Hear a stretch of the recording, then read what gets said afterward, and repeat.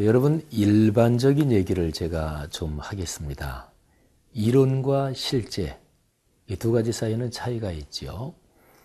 어떤 이론에 굉장히 밝고 해박한 지식을 가지고 있다고 해서 그 사람이 곧 실제 현장에서도 그렇게 잘하는 것은 아닙니다. 야구 감독 중에서 선수 출신들이 아무래도 많은 것 같아요. 근데 그 감독이 실제로 공을 던진다.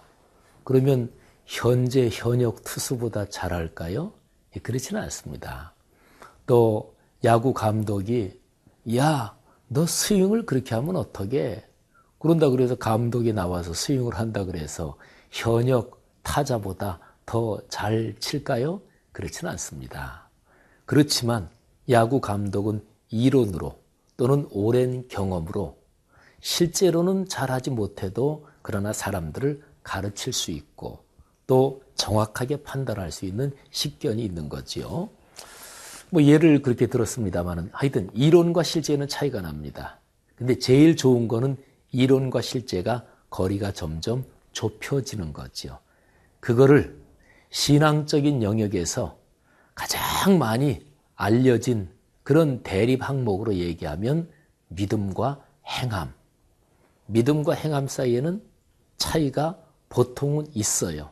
근데 제일 중요한 거는 믿음과 행함 사이에 차이가 없는 게 성숙한 신앙입니다.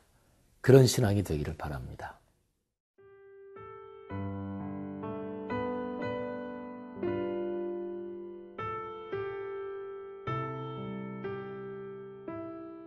야고보서 2장 14절에서 26절 말씀입니다. 내 형제들아, 만일 사람이 믿음이 있노라 하고 행함이 없으면 무슨 유익이 있으리요? 그 믿음이 능히 자기를 구원하겠느냐? 만일 형제나 자매가 헐벗고 일용할 양식이 없는데 너희 중에 누구든지 그에게 이르되 평안히 가라, 덥게 하라, 배부르게 하라 하며 그 몸에 쓸 것을 주지 아니하면 무슨 유익이 있으리요? 이와 같이 행함이 없는 믿음은 그 자체가 죽은 것이라. 어떤 사람은 말하기를 너는 믿음이 있고 나는 행함이 있으니 행함이 없는 내 믿음을 내게 보이라. 나는 행함으로 내 믿음을 내게 보이리라 하리라. 내가 하나님은 한 분이신 줄을 믿느냐? 잘 아는도다. 귀신들도 믿고 떠느니라. 아, 허탄한 사람아, 행함이 없는 믿음이 헛것인 줄을 알고자 하느냐? 우리 조상 아브라함이 그 아들 이삭을 제단에 바칠 때에 행함으로 의롭다 하심을 받은 것이 아니냐? 네가 보거니와 믿음이 그의 행함과 함께 일하고 행함으로 믿음이 온전하게 되었느니라. 이에 성경에 이른 바 아브라함이 하나님을 믿으니 이것을 의로 여기셨다는 말씀이 이루어졌고 그는 하나님의 벗이라 칭함을 받았나니 이로 보건대 사람이 행함으로 의롭다 하심을 받고 믿음으로만은 아니니라. 또 이와 같이 기생 라합이 사자들을 접대하여 다른 길로 나가게 할 때에 행함으로 의롭다 하심을 받은 것이 아니냐. 영혼 없는 몸이 죽은 것 같이 행함이 없는 믿음은 죽은 것이니라. 우리가 오늘 묵상하는 본문은 야고보서 2장입니다. 14절부터 26절인데요. 주제가 믿음과 행함이에요. 그런데 오늘 이 본문에서 아주 중심적인 메시지가 17절 그리고 20절에 표현이 되어 있습니다. 이 두 절을 제가 한번 읽겠습니다. 이와 같이 행함이 없는 믿음은 그 자체가 죽은 것이라. 자, 제가 지금 읽어드린 17절에서 행함이 없는 믿음, 요 표현을 잠시 머리에 담아두십시오. 자, 20절을 제가 읽을 텐데 요 표현이 또 나와요. 허탄한 사람아, 행함이 없는 믿음이 헛것인 줄을 알고자 하느냐. 자, 행함이 없는 믿음. 그러면 이런 얘기인가요? 믿음에는 행함이 있는 믿음도 있고 행함이 없는 믿음도 있다. 이런 얘기인가요? 그런데 야고보서 2장, 또 여기 야고보서 2장에서 아브라함 얘기를 하는데요. 성경 전체의 맥락으로 보나 야고보서의 맥락으로 보나 믿음 중에서 행함이 있는 믿음도 있고 없는 믿음도 있다. 그 얘기가 아닙니다. 오늘 제가 조금 전에 읽어드린 20절 말씀에서 행함이 없는 믿음은 헛것이다. 헛것이란 얘기니까 아무것도 아니다. 그런 믿음은 없다. 내용적으로는 그런 얘기입니다. 그러니까 믿음은 하나밖에 없어요. 성경에서 말씀하는, 성경에서 가르치는 믿음. 하나님의 은혜로 또 우리가 마음을 열어서 우리 안에서 하나님께서 일으키시는 그 믿음은 하나밖에 없어요. 믿음은 그 안에 행동과 행함을 포함합니다. 이게 성경적인 믿음이에요. 그래서 오늘 말씀에서 뒤로 쭉 보면 26절에 아주 결론적으로 중요한 표현이 나와요. 영혼 없는 몸이 죽은 것 같이 행함이 없는 믿음은 죽은 것이라. 사람이 영혼이 없으면 그 사람 몸만 있어도 그게 죽은 거나 다름이 없잖아요. 그런데 사람이 행함이 없으면 그러면 그 믿음은 죽은 거래요. 그러면 영혼, 몸, 여기에 행함, 믿음 이렇게 비유하잖아요. 영혼이 뭐에 해당하나요? 행함. 그리고 몸은 뭐에 해당하나요? 믿음. 이걸 한번 조금만 더 생각해 보세요. 얼핏 생각하면 이게 거꾸로 돼야 될 것 같아요. 영혼, 몸. 영혼은 안 보이는 거잖아요. 몸은 보이는 거죠. 그러면 믿음과 행함 중에서 어떤 게 행함은 보이는 거잖아요. 구체적으로 그 사람이 누구를 돕는다. 내가 어려운 사람에서 돈 10,000원을 꺼내서 돈도 눈에 보이니까 헌금함에 넣는다. 또는 인터넷 사이트에 들어가서 어디에 내가 10,000원을 도네이션 한다. 눈에 보이는 거잖아요. 이게 행함. 믿음은 눈에 보이는 게 아니지요. 그러면 영혼, 몸 여기에서 영혼에 해당하는 게 믿음일 것 같아요. 그죠?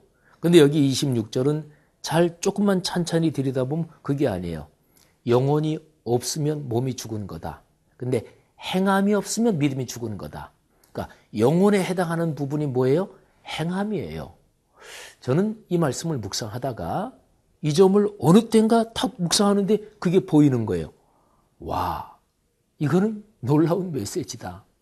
여러분, 우리 그리스도인의 삶에서 행동, 실천, 순종, 그리고 삶의 변화는 우리 그리스도인 삶의 영혼이에요. 영혼이에요.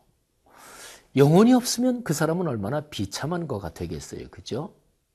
그리스도인의 삶에서 그리스도인 삶에 영혼이 없으면 얼마나 비참하겠어요. 그 영혼이 뭐라고요? 행동이란 말이라고요. 그러니까요, 우리 그리스도인의 삶이 변해야 그 사람이 영혼이 아름다운 그리스도인이 되는 것인데, 삶의 변화는 늘 두 가지 단어를 마음속에 생각하면 돼요. 일상이 변해야 되고 인격이 변해야 된다. 일상이 변하지 않으면 삶이 변한 거 아니에요. 또는 조금 더 성숙하게, 조금 더 좀 자세하게 말한다면 아직 삶이 성숙하게 변한 건 아닙니다. 그 다음에 두 번째, 인격이 변하지 않았으면 아직까지 삶이 성숙해진 게 아니에요. 그러니까 일상 그리고 인격이 변해야 합니다. 여러분, 성경에서 말씀하는 그 믿음, 그거는 하나인 것을 기억하십시오. 믿음에는 삶의 순종과 행동으로서 실천하는 게 이미 믿음이라는 거 안에 완세트로 포함이 된 것입니다. 이 성서적인 믿음이 우리 안에서 늘 더 성숙해지기를 바랍니다.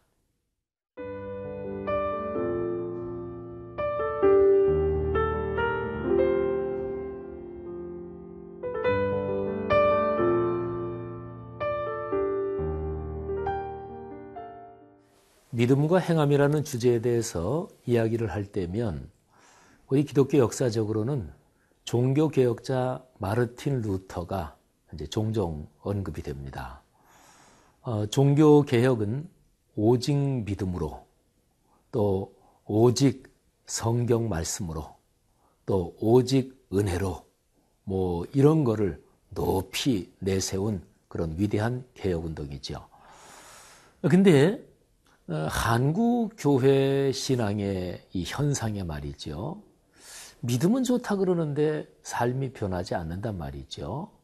그래서 많은 신학자들이 믿음과 행함을 얘기할 때는 루터를 어떻게 보면 동네 북처럼 두드리는 경우가 꽤 있어요.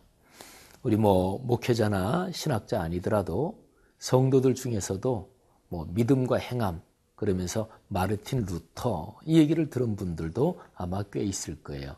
그래서 오직 믿음으로 루터가 얘기했는데 그게 아니다. 오직 믿음으로가 아니다. 거기에 행함이 들어가야 된다. 이러면서 마르틴 루터를 신학적으로 비판하는 거죠. 근데 저도 이제 신학 공부하면서 루터의 글을 읽고 그랬는데요. 마르틴 루터 그분이 얘기한 오직 믿음 할 때 그 믿음은 그 안에 행함이 포함된 믿음입니다. 그러니까 루터를 직접적으로 정확하게 읽으면 루터를 그렇게 비평하는 게 정당하지 못합니다. 루터가 로마서 성경 앞에 로마서 전체의 주제가 뭐냐, 가르침이 뭐냐, 그거를 서문으로 쓴 게 있어요. 로마서 서문. 근데 거기에 보면 마르틴 루터 그 위대한 참으로 존경할 신앙의 선배는 믿음을 이렇게 얘기했어요. 믿음과 행함의 관계에 대해서 믿음은 선행을 해야 되느냐 묻지 않는다. 그러니까 행동을 해야 되느냐, 선한 행동을 해야 되느냐, 믿음이라는 것은 그걸 묻지 않는데요. 이미 묻기 전에 전부터 선행을 해왔고 지금도 하고 있고 앞으로도 할 것이다. 그러니까 명백하죠. 믿음은 그 안에 선행, 삶의 변화가 이미 포함되어 있는 그 믿음을 얘기한 거예요. 루터는. 그러니까 오직 그 믿음으로 이렇게 하면 이게 제대로 맞는 거잖아요. 그렇죠? 여러분, 오늘 우리가 묵상하는 이 성경 말씀에서 믿음을 성경적으로 성서적으로 이렇게 이해하면 14절 말씀이 얼마나 정확하고 또 중대한 말씀인가가 이해가 가요. 14절 한번 들어보세요. 내 형제들아, 만일 사람이 믿음이 있노라 하고 행함이 없으면 무슨 유익이 있으리요? 그 믿음이 능히 자기를 구원하겠느냐? 여러분, 중대한 발언이죠. 왜? 구원 문제가 언급이 됐으니까. 그런 믿음이 자기를 구원하겠느냐? 반어법이죠. 구원 못한다. 여기서 말한 그런 믿음은 어떤 믿음이에요? 삶의 변화, 행동은 없는데 난 믿음이 있다. 그러는 믿음. 그건 성경은 그런 믿음 가르친 적 없어요. 그거는 악한 영이 그리스도인을 속이는 거지요. 하나님 신앙, 구약시대부터 창세 이후로 이어지는 하나님 신앙에서 또 2000년 전에 예수 그리스도께서 오셔서 구체적인 교회 공동체를 세우신 그때 이후로 지금까지 사탄이 가장 성공한 전략 중에 하나는 믿음이 있다 이렇게 생각하게 하면서 행동을 하지 않게 하는 이 전략입니다. 이거는 예수님 재림하실 때까지 계속될 거예요. 여러분 기억하십시오. 성경적인 믿음을 가져야 구원받지 성경적인 믿음 말고 사이비, 유사품, 모조품 믿음으로는 구원받지 못해요. 한국 교회, 한국 그리스도인들이 깊이 생각해야 할 것입니다. 믿음을 가진 사람 거짓말하면 안 되죠. 믿음을 가진 사람 남 속이면 안 되죠. 사랑하신 여러분, 우리가 가진 믿음이 끊임없이 삶의 성숙, 삶의 행동적인 변화로 이어질 수 있도록 사랑과 정의와 그리고 긍휼과 그리고 잘못된 것을 바로잡는 용기와 이런 쪽으로 지속될 수 있도록 그리스도인이 그렇게 살아야 돼요. 이게 믿음입니다. 이 믿음이 우리를 구원하고 또 그리스도인과 교회 공동체를 통해서 사회를 구원하고 오늘날 세계를 치유할 것입니다. 바로 이런 전제를 깔고서만 이렇게 얘기할 수 있어요. 교회가 희망이다. 그리스도인이 미래다. 기도하겠습니다.